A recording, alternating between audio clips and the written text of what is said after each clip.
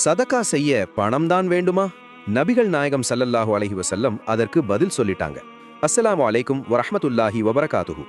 இன்றைக்கு பலர் நம்மகிட்ட பணம் இல்ல, சதகா செய்ய முடியலன்னு நினைக்கிறாங்க. ஆனா நபிகள் நாயகம் ஸல்லல்லாஹு அலைஹி வஸல்லம் சொல்லியுள்ளார்கள், சதகா என்பது பணத்தால மட்டும் இல்ல, ஒவ்வொரு நற்செயலும் சதகா தான்.